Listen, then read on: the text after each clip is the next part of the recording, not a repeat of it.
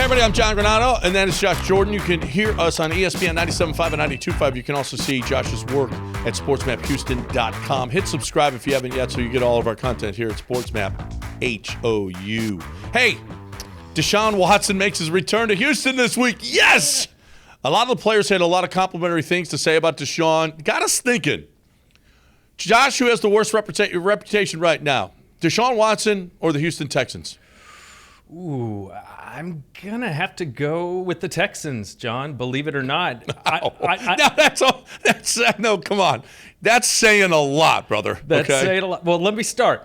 The McNair inmates running the prison thing, a lot of people still bring that up, even on ESPN today, that part of Mr. McNair, that quote that went viral from him. A lot of people think the McNair set Deshaun up. You know, a large percent of the fan base. People are stupid now. Yeah. Remember, people are stupid. Oh, people are stupid. Yeah. Not only did Deshaun pay women off, so did the Texans.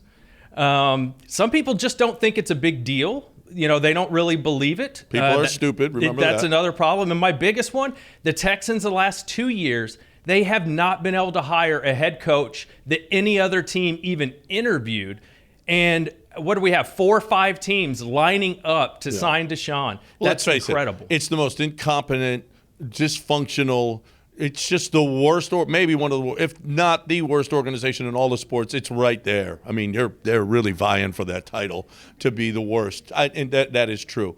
But I mean, we're talking about 27 accusations of sexual assault, and we're going to pick the Texans as a worse reputation. I will ask you this, though.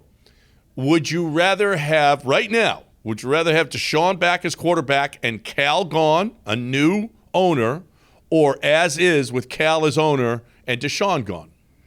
I'd rather have Cal gone. Man, it starts from the top. I mean, yeah. I mean, with Deshaun, look what's going on with Deshaun, man. He just got rewarded like the biggest contract in history. He's about to try and take the Browns to the playoffs. The Texans are in the worst position ever, John. I mean, it's awful. That is, again, Josh, what you're telling me is that you would like to have the serial little towel dude on the table trying to get, stuff done, rather than a God-fearing man who owns the team in Cal McNair. That's what you're telling me right now. Nobody wants to play for the Texans. Nobody wants to coach the Texans. All of Deshaun's former teammates have been defending him this week. Guys on the Texans, Cleveland Browns are so excited that he's back. They have a chance. They have a future. The Texans, they're in purgatory, if not hell. No, it's hell. I don't think that there's any question about this. And it's the war. We asked this last year, is this rock bottom? And we thought maybe it was. Now, the 2-14 season where they won the first 2 games and then lost 14 straight, that was awful.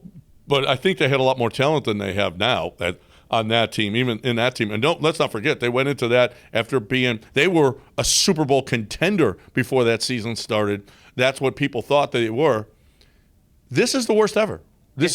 And that is saying something about a team that was an expansion team that won 4 games and then has had 3 number 1 overall picks in their history. And this is the worst? That's what we're saying? The reason I think it's the worst, because you could have pointed to a couple years ago when they didn't have all this draft capital that they're going to have, the Browns pick, and they're going to have the first pick in this year's draft. I don't have any confidence that Caserio can turn this thing around with the draft. You look at the Davis Mills pick now, and Stingley, a guy that was hurt in college, he's hurt again in the pros when you could have picked Sauce Gardner. That doesn't make me feel good. The Kenyon Green pick is looking a little concerning right now too. What confidence do I have that Caserio can get us out of this? Plus, we're hearing, would Bryce Young go back to Alabama just to avoid being drafted by the Texans, John? This is awful. No, it doesn't get much worse. And what might have to happen is they get Will Anderson or a tackle or a Jalen Carter or somebody at that first pick and then pick a quarterback later. Sometime later, because if in fact Bryce Young does that, there's nobody at the top of it. There's no quarterback that deserves to be the first pick, and I'm not even sure Bryce Young deserves to be the first pick. I don't know anybody that would come up and get him, and give up a number 1 pick next year for him.